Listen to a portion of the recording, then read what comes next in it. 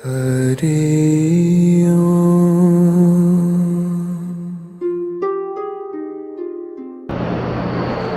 कर्म तो करना ही है, क्यों ना जाग कर करो, सोए सोए क्या करना।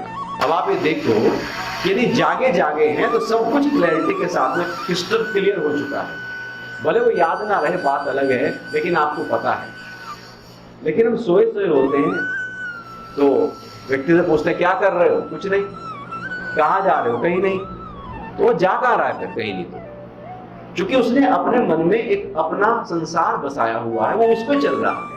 वो बाहर भी चल रहा है, लेकिन एक्चुअली वो बाहर नहीं कर रहा है, वो अपने मन के अंदर तम में वो कर रहा है। तो हम बहुत कुछ जीवन भर वो कर लेते हैं जो करना ही नहीं था, जरूरी नहीं था, बेकार का था, क्योंकि सोए सोए जीवन जिया जा रहा है। जागकर जीवन का मतलब है विदेह मुक्त, सोए सोए जीवन का मतलब है बंधन।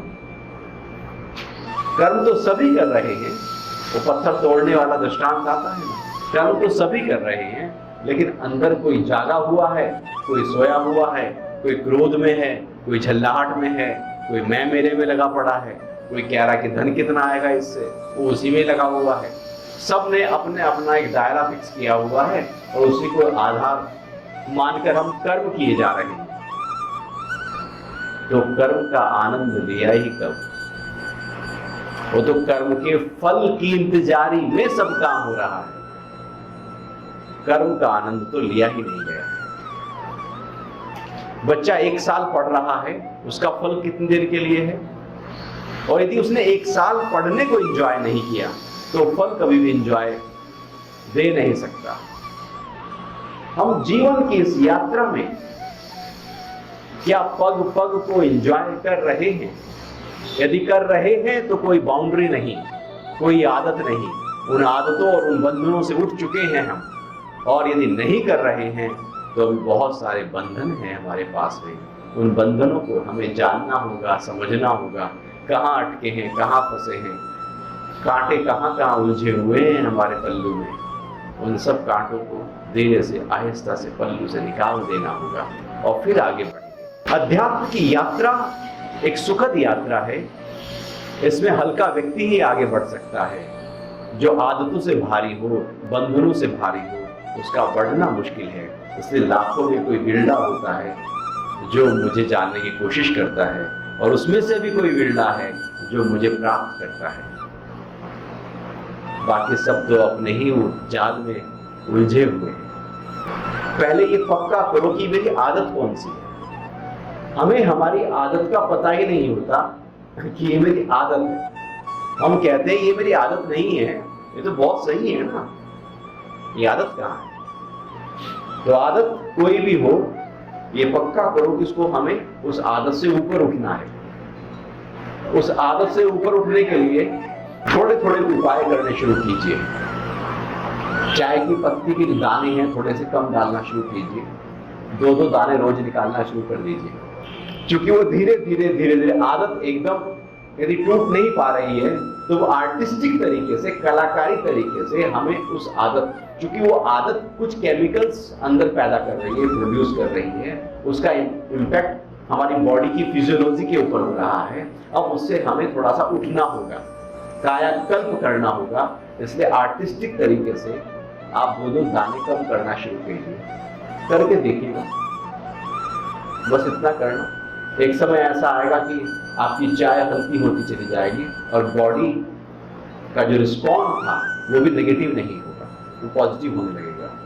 इसलिए जितने भी सेंटर्स होते हैं जो ड्रग लेते हैं, वो धीरे धीरे ड्रग की मात्रा को कम किया जाता है, धीरे धीरे कम किया जाता है। अब ये चाय भी ऐसी ही है, या तो एकदम छोड़ दो और शरीर के उन सारे लक्षणों से, एक्चुअली वो आदत का इतना हिस्सा है कि शरीर जो है वो रोता है, वो नाराज होता है, परेशान होता है, वो छटपटाता है, वो कभी गैस लेके आएगा, कभी सिर दर्द लेके आएगा, कभी झल्लाहट लेके आएगा। वो कहेगा ये आदत जो थी इससे कैसे छुटकारा मैं दिला दूं। एक चाय की आदत से छुटकारा मिलना मुश्किल है। हम पूरा जीवन ही आदतन जी रहे हैं, तो एक एक आदत को पकड़ोगे तो बड़ा मुश्किल हो जाएगा। लेकिन यदि हम आर्टिस्टिक तरीके से जान जाएं और जागरूक होकर उस चाय को छोड़ें, जागरूक होकर, एक है अज्ञान के साथ छोड़ें, एक है ज्ञान के साथ छोड़ें, एक है समझ के साथ छोड़ें, विवेक के साथ छोड़ें, और उसके अच्छी तरह से जो नुकसान है वो शरीर के हर सेल को बताकर छोड़ें। उनको मैसेज तो पहुंचाओ। हमने कहा नहीं हम चाय नहीं पिएंगे, उन्हें क्या पता क्यों नहीं पिएंगे, वो तो कह रहे चाय लाओ चाय लाओ चाय लाओ, पेट भी कह रहा है चाय लाओ, आंख कह रही है टाइम हो गया 4 बजे चाय लाओ। एक्चुअली हम चाय नहीं पीते, हम अपने साथ बैठते हैं। अब दूसरी तरह से ऐसे समझो, वो अपने साथ बैठने की छटपटाहट हो रही है। अब अपने साथ कैसे बैठेंगे? वो चाय के बहाने 2 घड़ी सुकून से अपने साथ तो हो लेते हो, यदि चाय ना हो तो वो भी खत्म। तो गुरु जी चाय बहुत अच्छी है, फिर चाय क्यों, फिर कुछ भी हो सकता है, फिर पानी का गिलास भी हो सकता है। लेकिन पानी का गिलास आप एकदम पी सकते हो, चाय तो एक एक सिप करके पिए होंगे, तो टाइम तो उसमें लगेगा, इसलिए वहां पर सुकून मिलता है। तो पानी को गर्म कर लो। तो आदत से ऊपर उठने के लिए या तो आप आदत से एकदम ऊपर उठ जाओ, या उस आदत को तह से परत दर परत, जिसको सांख्य योग कहा है, एक एक परत उसकी खोल दो, उसके क्या फायदे हैं, क्या नुकसान है, मेरी बॉडी के ऊपर क्या इसका इम्पैक्ट पड़ने वाला है, जागरूक हो जाओ, ज्ञान पैदा कर लो। जैसे ही ज्ञान आप पैदा करेंगे, हर सेल तक वो ज्ञान पहुंच जाएगा। उसका अब जो रिस्पॉन्ड होगा बॉडी का, वो नेगेटिवली नहीं होगा, क्योंकि आपने बता दिया है। ऐसे होता है ना, अचानक कहीं आप पहुंचे, वहां चाय नहीं मिल रही है आपको, 1 घंटे में सिर में दर्द हो गया, नहीं होता, क्योंकि अचानक हुआ ना सब कुछ, आपने बताया तो था ही नहीं सिस्टम को। जब पहले से बता के रखो कि आज व्रत है, तो भूख टाइम पे लगती नहीं है फिर। और ये ना बताओ व्रत है, और जब खाने का टाइम आए तब खाना ना दो, तो छटपटाहट ज्यादा हो जाएगी। पहले से ही बता कर रखो, तो उस आदत से हम धीरे धीरे धीरे धीरे उठ सकते हैं। तो पहले दिन पक्का करो कि उठना है। अच्छा, वो होता क्या है ना कि आज तो पक्का किया उठना है, और जब कल आती है, अरे क्या रखा है, एक चाय में क्या हो जाएगा, इतनी सी चाय है, उसमें क्या फर्क पड़ेगा, पी ले। और फिर मन कहेगा नहीं चाय नहीं पिएंगे ना तो सिर दर्द होगा, गैस बनेगी, पेट साफ नहीं होगा, वो सब होगा, तो इसलिए चाय पी लेंगे। पहले लोग ऐसे कहते थे कि सिगरेट इसलिए पीते हैं पेट साफ होता है, तो बाथरूम में सिगरेट ही लेके जाते हैं पेट साफ करने के लिए। नहीं देखा है क्या? एक कान पे लगा लेंगे, एक हाथ में रख लेंगे। आदत ऐसी है, हमने उसको ऐसा पक्का किया हुआ है कि उससे दाएं बाएं हम जाएंगे ही नहीं, हमने फिक्स कर लिया। उस आदत से, उस क्या, हर आदत से एक पल में उठ सकते हो, एक पल में मुकर सकते हो या नहीं, या हाँ कर जाओ या ना कर जाओ, एक पल में मुकर जाओ, बस बात खत्म। एक पल में मुकर गए, कोई बंधन नहीं है मेरा, एक पल में मुकर गए, क्योंकि अष्टावक्र कहता है मुक्त अभिमानी मुक्त है, एक पल में मुकर दिया ना उसने, मैं तो बंधन में हुई नहीं, मैं कभी बंधन में आया ही नहीं था, पल में मुकर गए। और यदि आप मुकर गए, कोर्ट में ऐसी तो होता है, आप मुकर जाओ, आप गवाही ना दो, कोई सजा नहीं होगी आपको, तो किसी ना किसी रूप में आपसे बुलवाएंगे, आप कहीं ना कहीं किसी ना किसी रूप में बोलोगे, सीधे बोलोगे, उल्टे बोलोगे, चाहे इतना 1.0001% भी आपने कहीं उंगली रख दी, तो जो जीरो इधर थी वो जीरो इधर आ जाएंगे। तो यदि मुक्त होना है तो मुकरना पड़ेगा, क्योंकि बंधन में आया ही नहीं था, मुकर जाओ, बंधन में हो ही नहीं। मैया मोरी मैं नहीं माखन खायो, मुंह पे लगा पड़ा है, मुकर गए, कर लो क्या करो, मुकर गए। चूंकि अब वो जहां से बोले वहां तो खाया ही नहीं था ना, आत्मा ने तो खाया ही नहीं, कृष्ण की कॉन्शियसनेस ने माखन तो खाया ही नहीं, वो एक पल में उस कॉन्शियसनेस में आ गए और कहा कि मैं नहीं माखन खायो, मैं जो आत्म तत्व पूरे ब्रह्मांड में फैला हुआ है उसने माखन खाया ही नहीं, वो बॉडी कॉन्शियसनेस में अब है ही नहीं, फिर आप ही मुकर जाओ, मेरा कोई बंधन है ही नहीं। अब मेरा कोई बंधन है ही नहीं, ऐसा क्या कि ऐसा नहीं कि फिर घर में खाना ना मिले, वही अपना अपना आप देखो। मन में मेरे जो बंधन है उनसे मुकर जाओ, मन में बनाए हुए जगत से मुकर जाओ, मन में बनाए हुए विकारों से मुकर जाओ, मन के अंदर जो फिक्स किया हुआ है सब कुछ चार दीवारी, उससे मुकर जाओ। बाहर कुछ मुकरने की जरूरत नहीं, अंदर ही जो मैं अपने आप को कुछ बनाकर बैठ गया हूं उससे मुकर जाओ। वो मुकरने की प्रक्रिया आत्मा से हो, मन से ना हो। वो मुकरने की प्रक्रिया यदि मन से है तो उसको चोर कहते हैं। आपने काम किया और आपने कहा मैंने तो नहीं उठाया, मैंने तो नहीं किया, वो तो गड़बड़ हो गया, झूठा हो गया। झूठ नहीं है, आत्मा में झूठ और सच नहीं होता। यदि हम बॉडी कॉन्शियसनेस में हैं और कुछ किया है और मना कर रहे हैं तो क्या है वो? झूठ है। और आप यदि अध्यात्म आत्मा की ऊंची अवस्था में हो और आप मना कर रहे हो तो सच है या झूठ है? अब ऐसा भी नहीं कि आपको नहीं हो तो आत्मा में हो और ये नहीं किया, आप झूठ भी कहने लगो मैं आत्मा में हूं। मुकरना ही है, आज नहीं तो कल मुकर ही जाना है। आप जब रात को सोने जाते हो, यदि दिन को ना मुकरो तो नींद ना आए। याद रखो दिन को और सोचते रहो दिन के बारे में, नींद आएगी। क्या करते हो? मुकर जाते हो ना। पार्टी बहुत अच्छी है, घर जाने का टाइम हो रहा है, पार्टी को मुकरते हो या नहीं मुकरते? नहीं तो आप घर ही ना पहुंचो। तो आप मुकर चुकते रहते हो, लेकिन उसका तरीका बदलते रहते हो हमेशा। हम मुकर रहे हैं तभी तो आगे बढ़ रहे हैं, पिछले कदम को मुकर रहे हैं इसलिए अगला कदम आगे बढ़ रहा है। हाँ, मुकरने का मतलब है आगे बढ़ने की प्रक्रिया, ऊर्ध्व गति की प्रक्रिया। देखो घोड़ा है तो दाना भी चाहिए, पानी भी चाहिए, खिलाना डुलाना भी चाहिए, सैर भी चाहिए, नींद भी चाहिए। वो शरीर का है, मेरा नहीं है। हवा को नहीं है, मेरा है। खाओ शरीर का धर्म। शरीर का धर्म क्या है?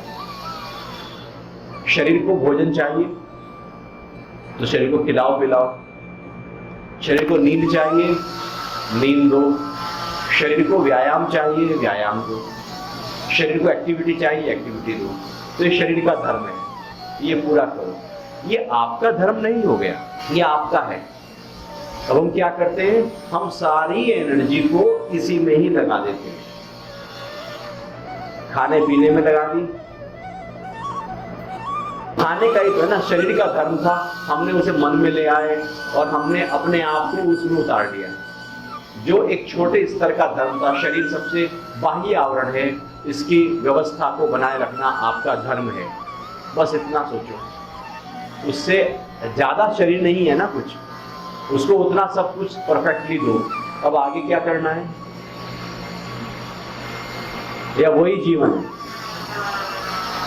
वो तो शरीर में रह गए ना, उसी को कहते हैं बॉडी कॉन्शियसनेस।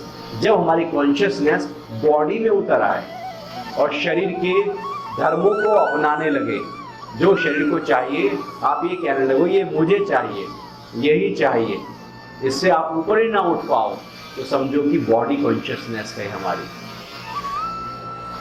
आप बॉडी में उतरे हो तो शरीर का धर्म है खाना, सोना और व्यायाम करना, एक्टिविटी करना, घुमाना फिरना। ये शरीर का धर्म है, इसको शरीर तक सीमित रखो, इसको अपनी चेतना तक ना ले जाओ। अब हम फिर खाने में कहते नहीं मुझे तो ये ही अच्छा लगता है, इसमें भी ये अच्छा लगता है, ये भी ऐसे परोसा जाए तो और ज्यादा अच्छा लगता है। सही कह रहे हैं। वो परोसा कैसे जा रहा है, लोग उसमें भी बहुत ज्यादा अपनी एनर्जी को दिए रखते हैं। भाई आपको भगवान कृष्ण सामने प्रकट हो और कहे कि आज सुबह से लेकर रात तक जो जो तू कर रहा है मैं हर समय तेरे साथ रहूंगा, तो उस समय आप गाड़ी कैसे चलाओगे, खाना कैसे खाओगे, व्यवहार कैसे करोगे, घर वालों से कैसे बोलोगे, बच्चों से कैसे व्यवहार करोगे? जैसे रोज करते हो। उठना बैठना कैसा होगा? जैसा रोज होता है। फर्क आ जाएगा ना। क्या फर्क आ जाएगा? अब रियलिटी का होगा या अब झूठा होगा? अब ये सारा झूठा होने वाला है, क्योंकि रियलिटी कुछ और है हमारी। और जब ये सच्चा हो जाए, ये ऐसा लगे कि परमात्मा मेरे साथ पग पग में है और मैं कर्म कर रहा हूं, तो सारे कर्म कर्म योग हो गए। ये मन की आवाज है या विवेक की आवाज है? उस आवाज को थोड़ा सा परख लो, जांच लो उसी समय कि उस आवाज में स्वार्थ है, अहंकार है, आसक्ति है, मैं मेरा है, केवल मैं मेरा ही है, तो वो मन से आ रही है। और यदि वो आवाज परोपकार की है, निस्वार्थ की है, सबकी भलाई का भाव है, उसमें मेरी भी भलाई है और वो मेरी आसक्ति से नहीं है, तो समझो कि वो आवाज विवेक की आवाज है। यदि वो मैं मेरे से आ रही है, आपको नीचे ले जाने के लिए आ रही है, तो मन से आ रही है, आपको उठा रही है, तो विवेक की आवाज है। आप सुबह उठ गए, अब मन कहता है और सो जाओ, फिर अंदर वाला कहेगा नहीं टाइम हो रहा है, ऑफिस जाना है। फिर आप कहते अरे नहीं आज लेट भी चलेगा, मतलब 1 महीने में 2 बार लेट भी जा सकते हैं, ऐसी कोई बात नहीं, उसकी सैलरी कटने वाली नहीं है। ऐसा कुछ होता है ना, तो 2 दिन लेट ही चले जाएंगे, आज उसमें से मना ही लेते हैं। तो अब हमने किसको प्रमुखता दी? मन को दे दी। विवेक हमेशा आपको सही राह दिखाने लगेगा और मन हमेशा उस राह से भटकाने का काम करने लगेगा। जब मन न रहे ही विवेक, अब मन उससे कुछ अलग गा नहीं रहा है, तो समझो कि मुख्य धारा से जुड़ गए, हमारी हर आवाज विवेक की आवाज हो गई है। और जब 2 आवाजें आने लगे तो विवेक की आवाज को चुनने लगो, धीरे धीरे उसी को ही चुनने लगो, मन की आवाज को शांत करते जाओ, उसकी आवाज जब आए उसको ही चुनो, मन की मत को छोड़ते जाओ। एक समय ऐसा आएगा वो विवेक की आवाज और बढ़ने लगेगी, और जोर से होने लगेगी, आकाशवाणी और तेज आपके सामने हो जाएगी और आप उस पर चलने लगोगे। लेकिन जब मन की बात हम सुनने लगते हैं तो मन की वो आवाज और तेज होने लगती है, वो और तेज होने लगती है, वो बहुत प्रखर हो जाती है, और हम कहते हैं मन ने कहा है इसको अभी कर लो। आप उस मन की आवाज को मुकर नहीं सकते, उससे दाएं बाएं नहीं हो पाते। नहीं होता कभी कभी ऐसा, क्योंकि अब मन बहुत जोर से बोल रहा है अंदर। तो विवेक को पकड़ो, मन छूटता जाएगा। मन को पकड़ोगे, विवेक छूटता जाएगा। अपना मित्र और अपने शत्रु हम खुद ही बने बैठे हैं। जब विवेक को पकड़ा है तो हम मित्र हैं अपने, जब मन को पकड़ा है तो शत्रु हैं अपने। इसलिए कहा है मन मत नहीं गुरु मत हो। गुरु मतलब विवेक की आवाज को सुनो, मन की आवाज को नहीं सुनो। वो फंसा देगी, अटका देगी, रुला देगी, वो पता लेगा कब वो आदत में ले गई मुझको। विवेक कभी आदत में नहीं लेकर जाता, मन हमेशा आदत में लेकर जाएगा। उसको जो अच्छा लगेगा वो कहेगा इसको बार बार करेंगे। कोई भी विकार देख लो, जो मन को अच्छा लगे मन कहेगा फिर करते हैं, फिर करते हैं, और करते हैं, रोज करते हैं। असलियत में हमारी प्रकृति हमेशा हमारी सपोर्ट में लगी हुई है। हमारे आसपास जो घटने वाला है वो उससे पहले घट चुका है। यदि आप साइंस की दृष्टिकोण से देखो, कुछ मिनट पहले वो घट चुका होता है, बाद में पता लगता है। जैसे सूरज पहले निकल चुका होता है, उसकी रोशनी यहाँ आते आते, तो जब रोशनी आई तब सूरज निकला या उससे पहले सूरज निकल चुका था? तो कर्म पहले हो चुका होता है, बाद में पता लगता है कर्म हो गया। इंट्यूशन क्या है? होने वाली घटना का पूर्व आभास। वो जो पूर्व आभास है वो निष्पक्ष है। वो पूर्व आभास मन से ऊपर की एक स्थिति है, एक अवस्था है जो आपको सही और गलत की जानकारी देने वाली होती है। लेकिन वो इंट्यूशन, जो प्रकृति, हमारे अंदर की जो प्रकृति है, वो उस प्रकृति से एकाकार करके हमें कुछ कहना चाह रही है। क्योंकि इस प्रकृति का और उस प्रकृति का तो आपस में बिल्कुल सीधा संबंध है ना, या नहीं है? तो प्रकृति पहले से ही समझ चुकी है कि आज क्या घटने वाला है, अभी क्या घटने वाला है। वो पहले से ही हमको कुछ जताना चाहती है, बताना चाहती है। यदि हमने उसको माना, समझा, जाना तो ठीक, नहीं तो आवाज धीरे धीरे इंट्यूशन पे बंद होता चला जाता है। इंट्यूशन कुछ और नहीं, आपको सही मार्ग दिखाने की प्रकृति की एक अनूठी प्रक्रिया है। आप भटक ना जाएं। और कई बार ऐसा लगता भी है, ऐसा होता भी है कि आज ऐसा हो रहा था, ऐसा अंदर से भाव उठ रहा था कि आज कुछ ऐसा ना हो जाए, और आपने उसकी संभाल की और वैसा होते होते बच गया। मन में तो पहले नेगेटिव भरा है ना। मन का यदि ऐसे हिस्सा है तो उसमें नेगेटिविटी कितनी है? एक गोला बनाओ मन को, उसमें नेगेटिविटी का परसेंटेज कितना रखोगे? 1, 2। तो जब ज्यादा परसेंटेज उसकी है तो कोई भी बात आएगी तो मन सबसे पहले आकर्षित किस तरफ होगा? जिसका परसेंटेज ज्यादा है। और परसेंटेज ज्यादा नेगेटिविटी का है मन के अंदर तो उसकी तरफ आकर्षित हो जाएगा।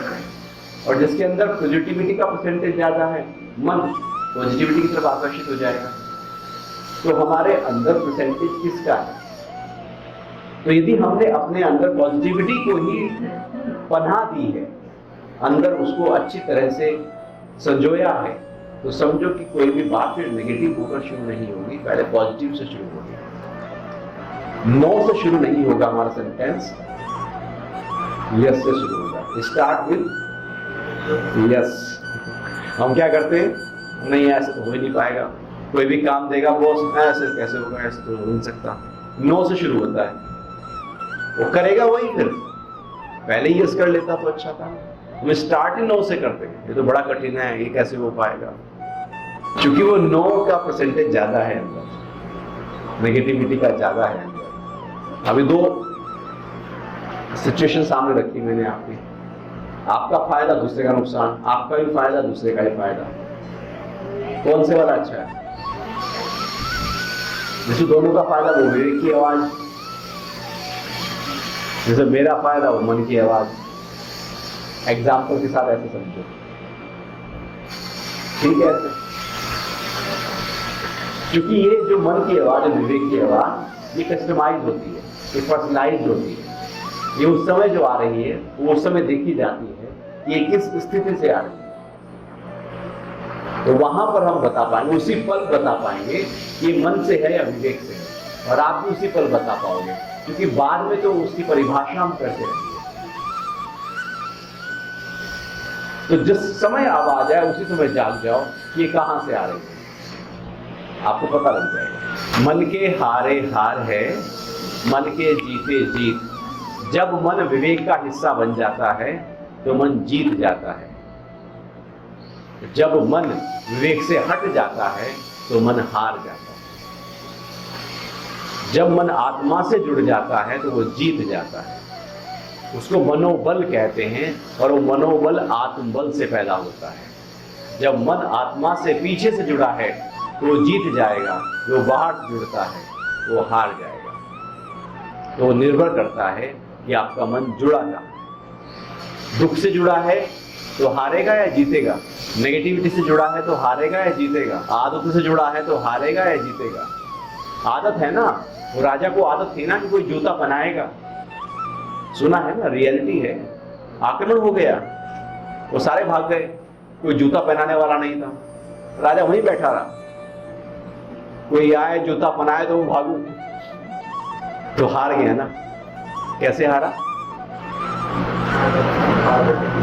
क्योंकि वो किसी आदत में फंस गया था मन, वहां से वो आगे निकल नहीं पा रहा है।